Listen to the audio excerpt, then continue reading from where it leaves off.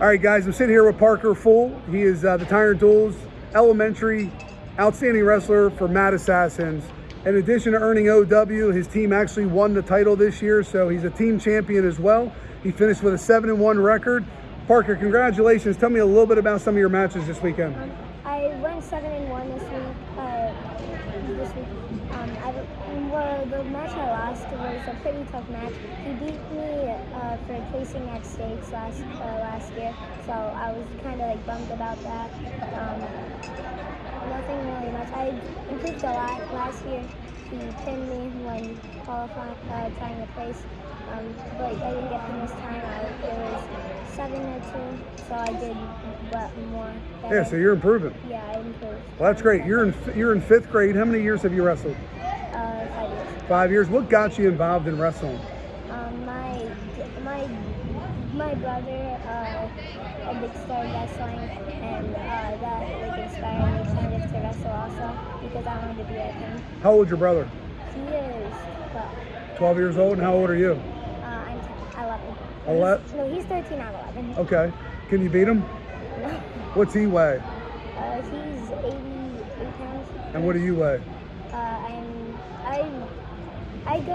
I'm a 65 pounder, but since my teammate got hurt in practice not longer, before he had to weigh in, I had to bump up a weight and wrestle for him, so we wouldn't have any forfeits. I got you. Well, that's taking one for the team. So you train with Mad Assassins full time. You live in Clark Summit, Pennsylvania. Do you play any other sports? I play lacrosse.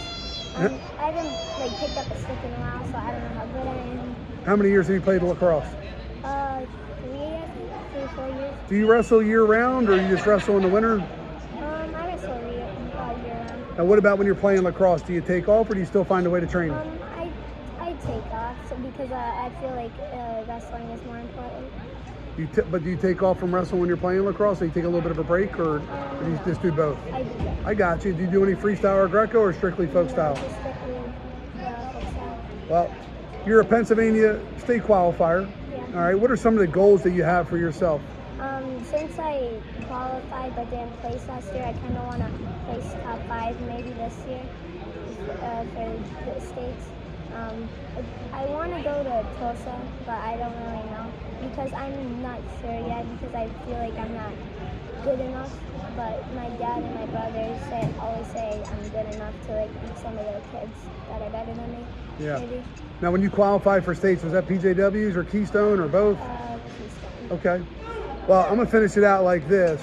First of all, I think you're very well spoken for being only in 5th grade. You already have some goals established for yourself. And I'm going to tell you, like you just said, you improved from a kid that pinned you before, that now you only lost them by points.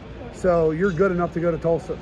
And even if you can't worry about am I good enough, because you're never going to be the best if you don't go and challenge yourself. So if you go there this year and you place, that's great.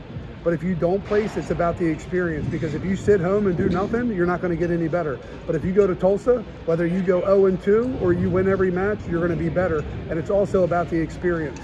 So I believe in you, and if you have an opportunity, if your mom and dad or your brother, if they're going to take you to Tulsa, you should go.